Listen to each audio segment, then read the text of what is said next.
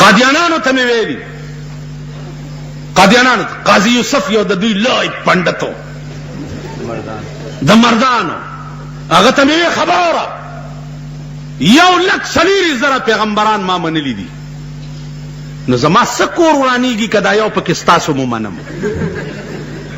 ما کور خو نه ورانیږي. 1,40,000 کې که زه یو مرزا غلام احمد مو منم زما کور نه ورانیږي، خو ما ته ثابته خو که چې دا پیغمبر دی که نه. ویل ولې پیغمبر نه دی؟ ما ورته ویلې پیغمبر ښځی که نري؟ په دې مې پوهېږم. ویل پیغمبر نري، مال ښځه خو نه پیغمبر کېږي که نه؟ ویل نه، مال د ده په کتاب کشتي نوح کې لیکلي دي چې زه ناستم زما حیض وشو، ده په خپله لیکلي دي. خلیفه ورته وایي چې حضرت څنګه رنګ حیض دی؟ ویل چپ، اوس حمل شو. حمل شو.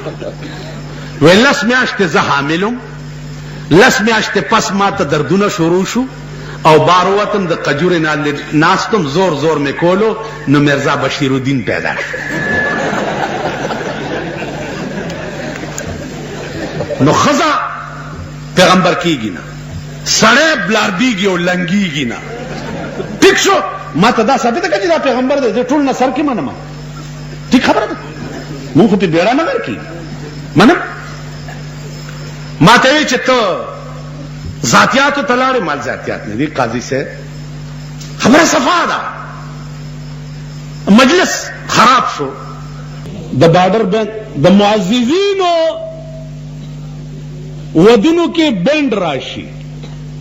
بند دا د معززینو ډمان دي او د غریبانو واده کې ډولکې ملکې چرته پیدا کړي، دا د هغې ډمان. یې وګورئ، د غریبانو واده کې چرته کوسډه به ډمه راولي او د معززینو واده کې لاهور نه یا ټي وي نه اعلی ډمه راولي. معززه ډمه ځکه چې معززینو ته ګډي. هغه ورځ په انټرکان کې ټول وزیران ورته ناست وو، کومې ډمې ورته ګډې دي. ولیده دا شرمېدلي په ایوبیا کې، ولیده بیا په انټرکان کې هغه شپه څه شوي، چا کړي، چا کړي. انټرکان کې د ټي وي ډمې ګډېدل او د ملک سربراه ورته کېناستل، روا دي. او مونږ چرته نوتیا کې د خروالا واده دی او یو کوسډه به یې راوستې وه او پکې سای به ډزو شو، پولیس راشي، ډز شوی دی، اله ډز شوی دی، چالان شي کچرو ته. 15 کاله د هغه کیس بیا نه ختمېږي.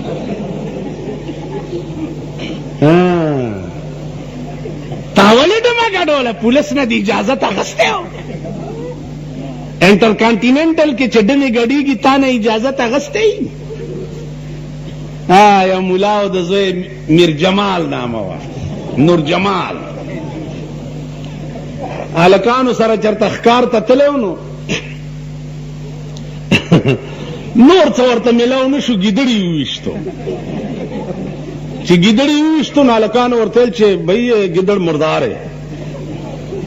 आगे चे कौन आखने के मुर्दार है? मैं मौलवी दा पुत्र मेरे प्यो ने किया कि गिदड़ हलाल है. चराल प्लारते हुए चिमिया जी गिदड़ हलाल है? नहीं मुर्दार है. वे नूर जमाल आखने के गिदड़ हलाल है. दस्ताज हुई नूर जमाल हुई थी गिदड़ हलाल दे.